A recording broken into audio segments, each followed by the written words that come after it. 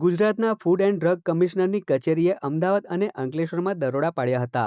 Bulk ડ્રગનું chemical ફેક્ટરીમાં testing કર્યા વગર વેચાણ કરતી કંપનીઓમાં દરોડા પાડતા આ કૌભાંડ બહાર આવ્યું હતું અને બલ્ક ડ્રગનો અંદાજે 1000 કિલો જેટલો જથ્થો જપ્ત કરવામાં આવ્યો હતો.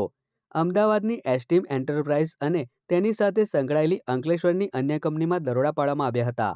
તાજેતરમાં જ માન્ય પરવાના વગર દવાના ટ્રેડિંગ કરતી એસ્ટીમ એન્ટરપ્રાઇઝ અમદાવાદ તથા તેની સાથે સંડોવાયેલ અન્ય કંપનીઓમાં દરોડા પાડી પ્રેગાબેલિન નામના અંદાજિત રૂપિયા 21.50 લાખની કિંમતનો બલ્ક ડ્રગનો 1000 કિલોગ્રામ જથ્થો જપ્ત કરાયો છે. આ સંદર્ભે ખોરાક અને ઔષધ નિયમન તંત્રના કમિશનર ડોક્ટર એચ.જી. કોશિયાએ જણાવ્યું હતું કે તંત્રને મળેલી બાતમી મુજબ એપીઆઈનું ટ્રેડિંગ કરતી એસ્ટીમ એન્ટરપ્રાઇઝ અમદાવાદને ત્યાં દરોડો પાડતા અંદાજિત રૂપિયા 85 લાખની કિંમતનું 4300 કિલોગ્રામ પ્રેગાબેલિનનું વેચાણ કર્યાના પુરાવા મળ્યા હતા. અંકલેશ્વર ખાતે એક્સિસ ફાર્માકેમ કે જેના માલિક પ્રવીણ પટેલ અને આઇકોનિક ફાર્માકેમના ભાગીદારો ભાવેશ તથા અન્યની સંડોવણીથી આઇકોનિક ફાર્માકેમ પાનોલી દ્વારા તેઓની કેમિકલ ફેક્ટરીમાં આ દવા બનાવવાના કોઈપણ જાતના પરવાના ન હોવા છતાં પ્રેગાબેલિન દવા બનાવતા ઝડપી લીધા હતા.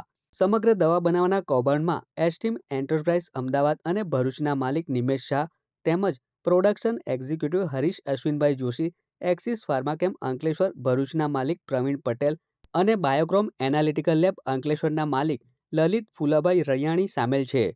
આ સમગ્ર ઘટના બાદ અંકલેશ્વર ગુજરાત પ્રદૂષણ નિયંત્રણ બોર્ડની પ્રાદેશિક કચેરી દ્વારા પણ અંકલેશ્વર અને પાનોલી ખાતેના જવાબદાર ઉદ્યોગોમાં જરૂરી તપાસ શરૂ કરવામાં આવી હતી અને મટીરીયલના જરૂરી નમૂના લઈને તપાસ અર્થે મોકલવામાં આવ્યા હોવાનું જાણવા મળ્યું છે. જ્યારે સમગ્ર મામલે જીપીસીબી દ્વારા ઉદ્યોગોને ક્લોઝર ફટકારવા સુધીની તજવીજ શરૂ કરી હોવાનું સૂત્રો તરફથી જાણવા મળ્યું છે. ઉલ્લેખનીય છે કે જીપીસીબીની તપાસ દરમિયાન ઉદ્યોગની ઓળખ અંગેની માહિતી પૂરું પાડતું સમ ખાવા પૂરતું પણ બોર્ડ જોવા મળ્યું ન હતું. ત્યારે જોવું એ રહ્યું કે તંત્ર હવે આગળ ઘટનામાં શું કાર્યવાહી કરે છે.